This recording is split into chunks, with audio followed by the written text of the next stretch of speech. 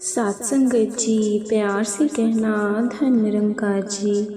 सात संगत जी, आशा करती हूँ आप सभी बहुत अच्छे होंगे। आप सभी का बहुत बहुत स्वागत है। सात संगत जी, एक नई साखी के साथ फिर से हाजिर हूँ। सात संगत मैं सात संगत जी, आज की साखी व्यक्ति ऋण से मुक्ति और पिछले जन्म का तो चलिए सात संगत जी। सात संगत जी, आज की धर्मशाला में पति पत्नी अपने छोटे से बच्चे के साथ धर्मशाला की दीवारों में दरारें पड़ी हुई थी। सात संगत जी, चारों तरफ जंगल। पति पत्नी अपने छोटे से बच्चे को आंगन में बिठाकर कुछ काम से बाहर गई। वापस आकर उन्होंने देखा कि बच्चे के सामने एक बहुत बड़ा सात संगत जी नाग कुंडली मारकर सात संगत जी फन फैलाकर बैठा हुआ था। सात संगत जी, भयंकर दृश्य देखकर उस बच्चे की माता पिता दोनों हैरान रह गई। उनका बच्चा मिट्टी की मुट्ठी भर का नाग के फन पर फर्क और हर बार डुबो कर सके। सात संगत जी, ये उस बच्चे की माँ और पिता ने चिल्लाना शुरू कर दिया कि बचाओ बचाओ। कि आज सात संगत जी, आवाज़ों से चारों तरफ लोगों की भीड़ इकट्ठी हो गई। भीड़ में एक निशान, जो कि गाड़ी पर बोझा ढोने का काम किया करता था, उस व्यक्ति उस बच्चे के माता पिता से कहा कि मैं तो मार दूंगा और ना ही लगेगा। सात संगत, और निशान लगते हैं सात संगत, लेकिन अगर मेरा निशान चुक गया और अगर बच्चे को चोट लग गई तो इस बात के लिए मैं जिम्मेदार नहीं हूँ। सात संगत जी, अगर आप बोलो तो मैं कोशिश करके देखता हूँ। सात संगत जी, एकता के बच्चे के आगे साथ बैठा था।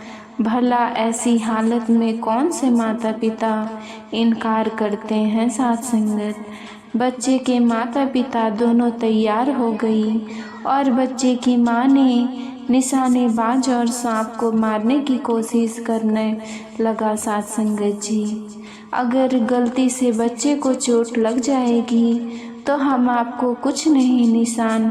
सात संगत, उस ऊंट वाले ने निशाना मारा। सात संगत, और उसका निशाना लगते हुए वह सब जख्मी होकर गिर गया। सात संगत, सब मूर्छित हो गया। अब सभी लोगों ने सोचा कि ये सांप मर गया है।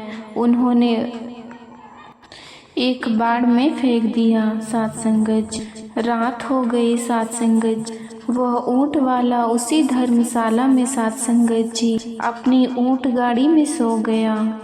अब रात में ठंडी हवा चलने लगी और रात में वो मूर्छित सांप सात संगत जीवित हो गया और चलने लगा। सात संगत, ऊंट वाले के पैर में डसकर चला गया। सुबह लोगों ने देखा कि ये तो ऊंट वाला मरा पड़ा है। सात संगत, अब देव युग इस सर्व विद्या जानने वाला एक आदमी उसी धर्मशाला में ठहरा हुआ था। सात संगत जी, उस व्यक्ति ने कहा कि सांप को यहाँ बुलवाकर जहर को वापस खिंचवाने की विधियों में जानता हूँ। सात संगत, यह अगर आपको सात संगत जी कोई 8-10 साल का निर्देशक बच्चा हो तो मैं उसके चित्त में सांप के सूक्ष्म शरीर को बुला देता हूँ और सारी बातचीत करा देता हूँ। सात संगत, अब उसी सात संगत पास के गांव से सात संगत 8 से 10 साल का बच्चा लाया गया। सात संगत जी, सात संगत जी, उस सर्व विद्या जानने वाले व्यक्ति ने उस बच्चे के अंदर सांप के जीव को बुलाया और उससे पूछा कि उन्हें इस वोट वाले को क्यों काटा है। सात संगत जी, सात संगत जी, अब बच्चे में मौजूद दूसरे जीव ने कहा कि हाँ, इस ऊंट वाले को मैंने ही काटा है। फिर सर्व विद्या जानने वाला व्यक्ति ने पूछा कि इस बेचारे का क्या कसूर था। तब बच्चे के द्वारा बच्चे के अंदर से बोलने लगा। सात संगत, मैं भी निर्देशक था। मैंने ऊँट वाले का क्या बिगाड़ा था? इसने मुझे निशाना बनाया तो मैं इसे क्यों बदला लेता? साध संगत जी, अब उस व्यक्ति सांप के गांव से पूछा कि वह बच्चा तुम पर मुट्ठी डाल रहा था। उस बच्चे को तो तुमने कुछ नहीं कहा साध संगत। उस बालक ने कहा कि साध संगत जी, वह बच्चा मेरा तो 3 जन्म पहले लेनदार था साध संगत जी। वो बच्चा मैंने 300 रुपये लिए थे साध संगत, लेकिन मैं उसे वापस नहीं दे पाया।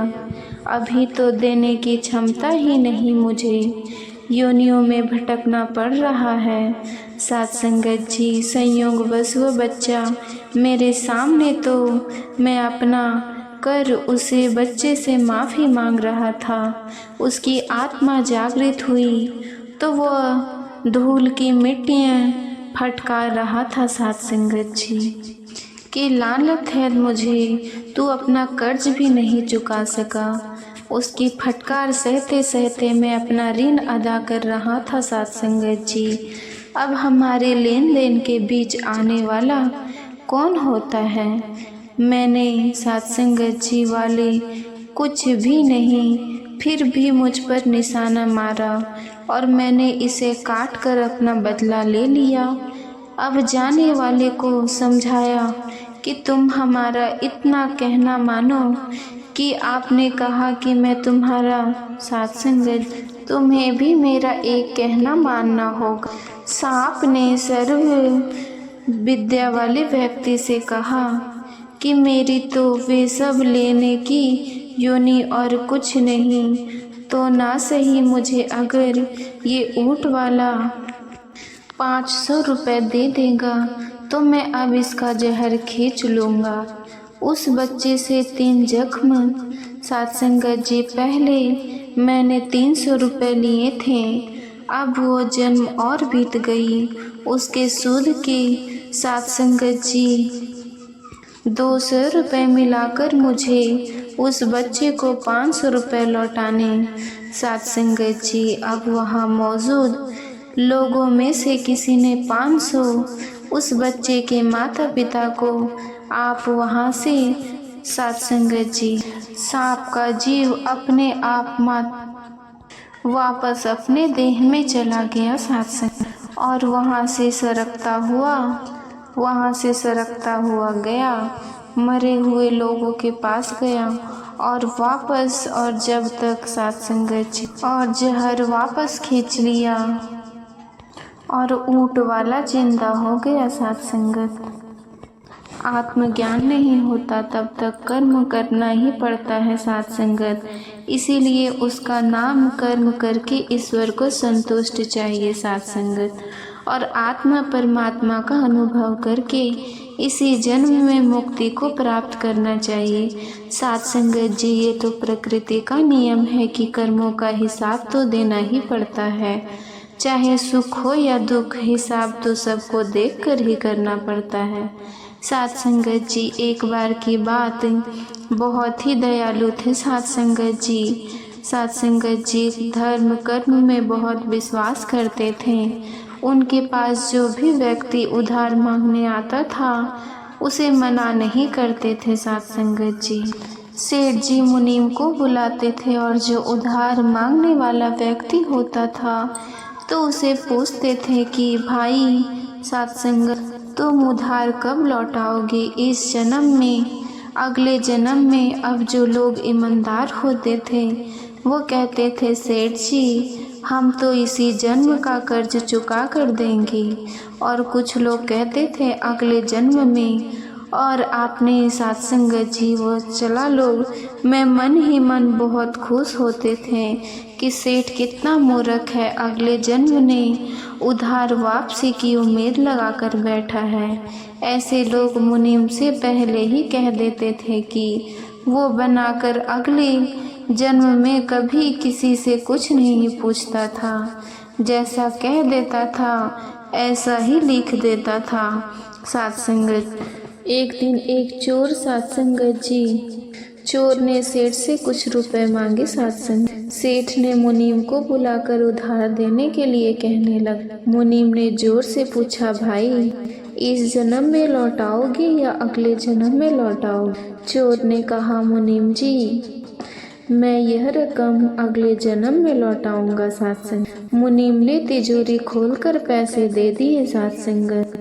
चोर ने भी तिजोरी देख ली सत्संगत और चोर ने उसके सोने का इंतजार करने लगा सत्संग। अचानक चोर ने सुना कि गाय आपस में बातें कर रहे हैं। चोर ने जानवरों की भाषा सही से समझ पा रहा था सत्संग। एक गाय ने दूसरी गाय से पूछा सत्संगत, तुम आज ही आई हो ना? दूसरी गाय ने जवाब दिया कि हाँ आज ही आई हूँ। सेठ के पिछले जन्म का कर्ज उतारना है सत्संग। और तुम कब से यहाँ पे हो सत्संगत? पहले वाली गाय ने जवाब दिया कि मैं तो यहाँ 3 साल से हूँ। मैंने सेठ जी से कर्ज लिया था कि मैं अगले जन्म में लौटाऊंगी कर्ज सत्संग। सेठ से उधार लेने के बाद जब मेरी मृत्यु हुई सत्संगत जी, तो गाय बनकर मैं सेठ जी के तबीले में आ गई सत्संगत। अब दूध देकर इसका कर्ज उतार रही हूँ सत्संग। जब तक कर्ज का रकम पूरा नहीं हो जाती तब तक सत्संगत मुझे यहीं पर रहना होगा सत्संगत जी। अपने उन गायों की बातें सुनी तो उसके होश उड़ गए सत्संगत जी। वो वहाँ पर बंधी हुई गायों को देखने लगा। वो समझ गया कि उधार तो चुकाना ही पड़ता है, चाहे इस जन्म में या फिर अगले जन्म में सत्संगत जी।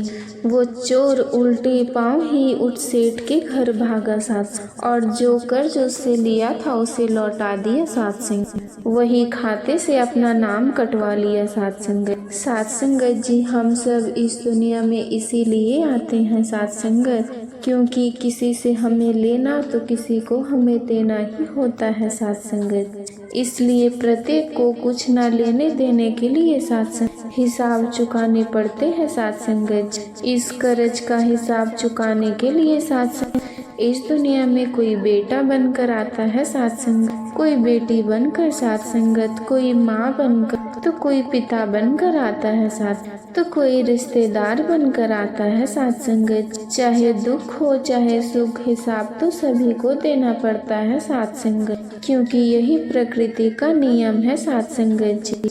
अगर साखी अच्छी लगी हो तो वीडियो को सब्सक्राइब कीजिएगा सत्संगत और अपने विचार कमेंट में ज़रूर लिखना सत्संगत जी। फिर मुलाकात होगी नई साखी और नई विचार के साथ सत्संग। तब तक के लिए खुश रहिए, सेवा सिमरन सत्संग कीजिए, सद्गुरु माता जी के चरणों से जुड़े रहिए। सत्संगत जी प्यार से कहना जी, धन निरंकार जी।